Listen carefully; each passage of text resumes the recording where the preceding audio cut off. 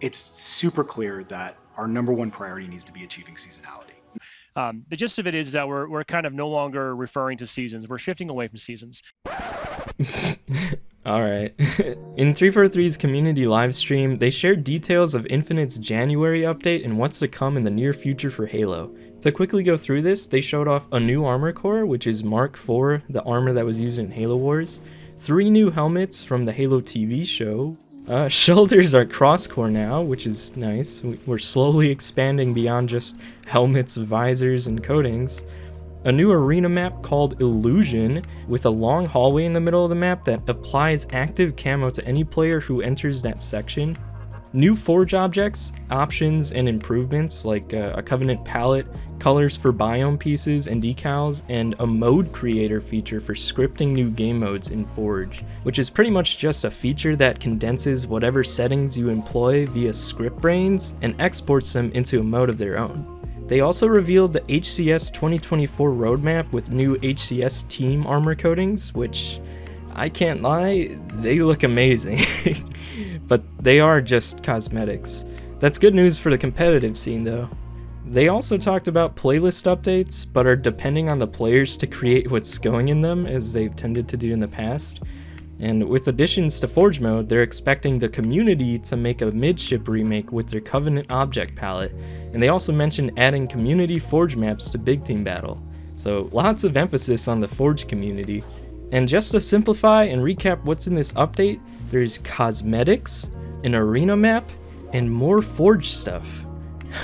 Yeah, so if you're a big fan of cosmetics who will gladly throw money at 343, then you'll be thrilled to hear that that's where most of their effort's going, and that's what's going to be taking the main role of content. Isn't that great? Who needs gameplay updates anyway? All of that stuff is arriving on January 30th, which will not be referred to as Season 6, but rather CU29, or Content Update 29. Instead of having seasons, which are hefty-sized thematic updates every few months, they're deciding to move away from them in favor of small-scale updates, which is what they were doing with MCC. They said that they'll be focusing on the operations model, which is to implement 4 to 6 week long events with 20-tier operation passes, which are time-based battle passes that let you earn cosmetics and boosts. And if you miss out, you're gonna have to pay them. So they're giving up on seasons, but what else? Well, they also said that they've got additional teams that are accelerating toward the future with new projects, and they're trying to grow the team right now, after which they referred to their careers page. They're basically moving on from Halo Infinite and shifting their focus to the next Halo project. Some people are excited and think this is a great thing since they'll be starting to create a brand new Halo experience already from the ground up, but while having a fresh start to making a Halo game might sound good, I can't bring myself to be excited about it. There are a lot of things people need to consider and be reminded of, because 343 have a very bad track record and struggled to deliver what they say, and more importantly, what the fans want. What happened to Halo Infinite being the start of the next 10 years for Halo? 343 made that clear when they were hyping up the game before it released. They spent months upon months slowly updating Halo Infinite from a laughable state to a tolerable one, emphasizing how important it is to add content to the game and that seasonality was a top priority for them. I guess they didn't really think that managing Halo Infinite, a live service game, mind you, would involve that many updates, huh? Or is it that the game is too far gone to replenish Halo's player base or generate enough revenue for Microsoft? The game cost hundreds of millions of dollars. Could it be that they were told to only update Infinite with cosmetics to generate money and build another Halo product that people will buy to make up for lost revenue?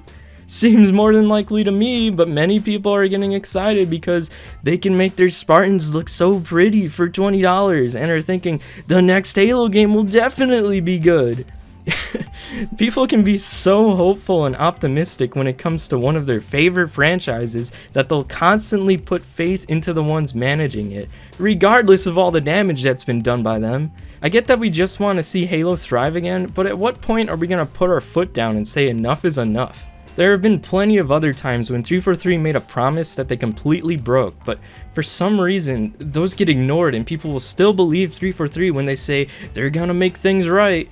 Those people have to realize that their will to trust and believe in something is being completely abused. It's honestly so sad. It's one thing to have hope that Halo will get better, but a line has to be drawn before it gets dangerously optimistic. The more people praise 343, the more their work and quality is accepted and the more cemented their treatment of Halo becomes. We can't change everyone's perspective, but we can try to make an impact. That's all I've got for this video, but if you're a fan of this kind of content, let me know and maybe even drop a sub if you haven't yet. I'm also on Twitter or X at LBBubba if you'd like to follow me there and see what I'm posting. But yeah, until next time though, I'll talk to you all later. Peace.